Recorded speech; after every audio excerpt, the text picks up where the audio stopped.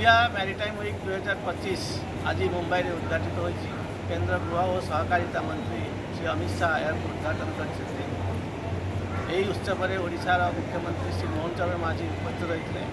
श्री माझी ओडिशार पुंजीनिवेश करने लगी निवेशक मानक आह्वान देते। ओडिशार उपकूल अंचल रही 775 किलोमीटर अंचल विभिन्न सामुद्रिक प्रकल्प उद्घाटन सामुद्रिक प्रकल्प पुंजीनिवेश लगी श्री माझी पुंजीनिवेश मानक आह्वान देते।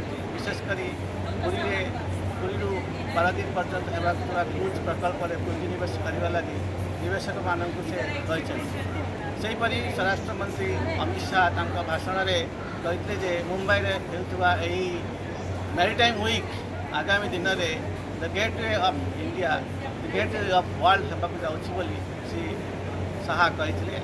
यह सहित यही उत्सव अवसर में जो सब आलोचना पर्यालोचना हम ताहा समुद्र मंथन अमृत बाहर सहित अमृत बाहर बोली से आशा कर।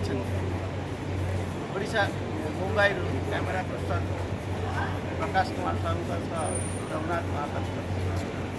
तो मुंबई प्रकाश कुमार कैमेरा पर्सन प्रकाश कुमार साहू रघुनाथ महापात्र समाज लाइव।